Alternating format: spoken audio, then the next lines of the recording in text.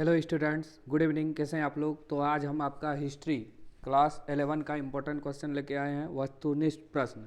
इसमें top 40 question होगा और ये आपके एग्जाम के लिए बहुत ही महत्वपूर्ण है। तो चलिए बिना टाइम वेस्ट किए क्वेश्चन नंबर 1 से शुरू करते हैं। और सभी सब्जेक्ट का इम्पोर्टेंट क्वेश्चन अपलोड कर दिए हैं, तो आप लोग देख सकते हैं।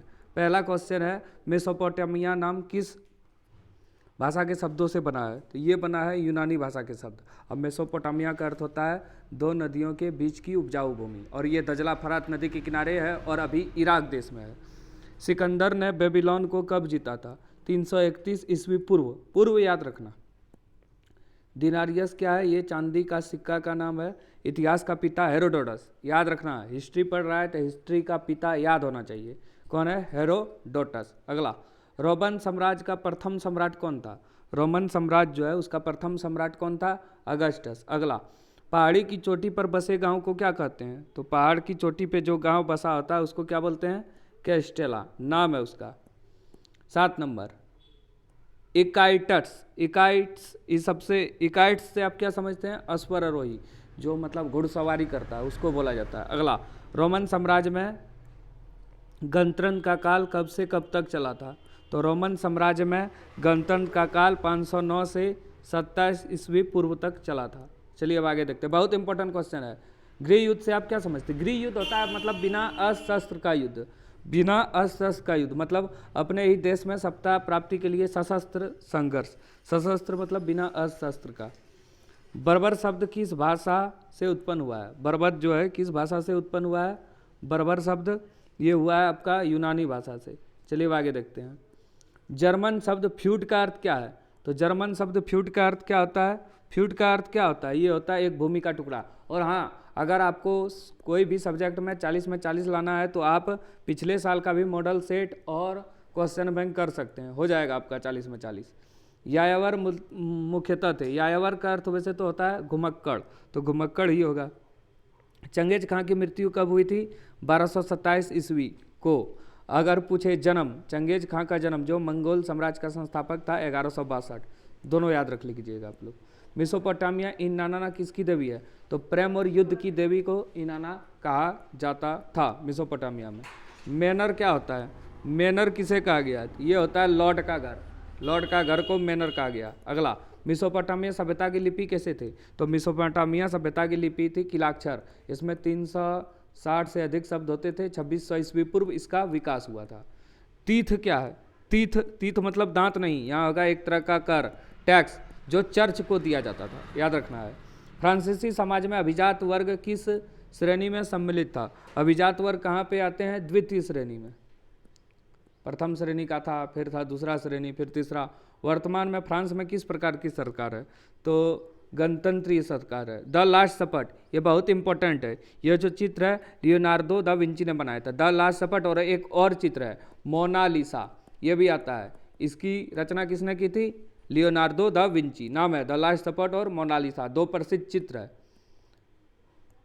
चलिए अब आगे देखते हैं। ईसाई धर्म में एस्टर से क्या आशय है? मतलब एस्टर शब्द से आप ईसाई धर्म में क्या समझते हैं? ईसा मसीह के पुनर्जीवित होने का प्रतीक।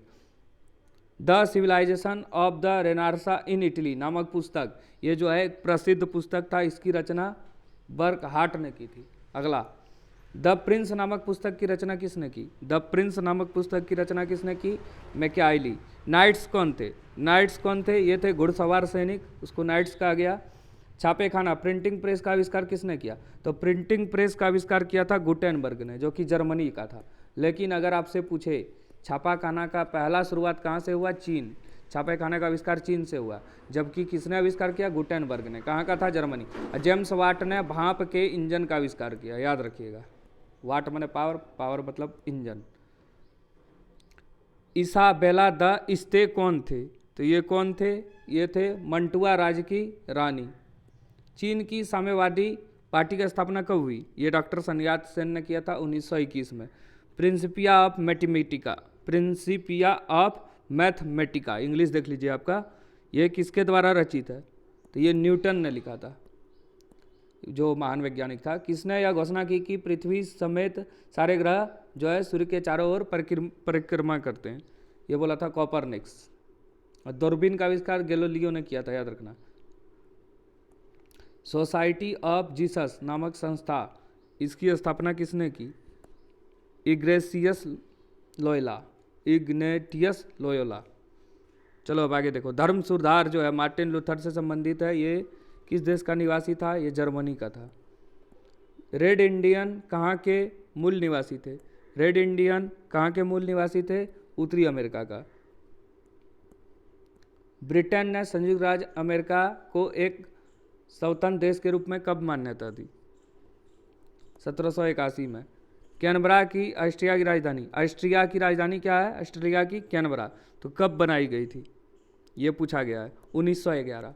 रट लीजिए आप 2-3 बार देख के इसको। इटली में मोइजी पुनर्स्थापना कब हुई थी? तो 1867 से 68 तक।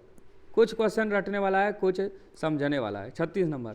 जापान में तेज गति वाले शिंकानसेन क्या है? ये बुलेट ट्रेन का नाम है। जापान में ट्रेन जो है बहुत तेज गति से चलता है, जो कि है बुलेट ट्रेन। चीन में भी है CRS 380।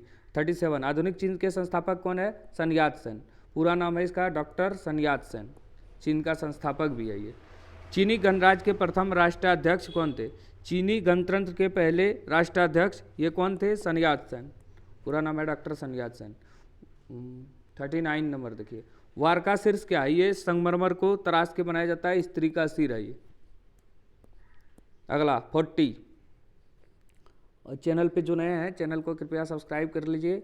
इसमें आपको सभी सब्जेक्ट का इंपॉर्टेंट क्वेश्चन मिलेगा। अभी चल रहा है क्लास 11 इंपॉर्टेंट क्वेश्चन हिस्ट्री, तो आपको history, geography, political science, Hindi, English, science, arts, commerce सब तीनों का मिलेगा। चलिए, मेसोपोटामिया किन दो नदियों के बीच की उपजाऊ भूमि है? तो मेसोपोटामिया का अर्थ होता है, क्या होता है? उपजाऊ भूमि। और ये जो है दजला और फरात नदी के किनारे है। तो बी नंबर हो गया आपका मोस्ट इंपॉर्टेंट क्वेश्चन। तो वीडियो कैसी लगा आप लोग कमेंट करके बताइए और दोस्तों के साथ शेयर कीजिए और चैनल को सब्सक्राइब करें। ठीक है, थैंक यू।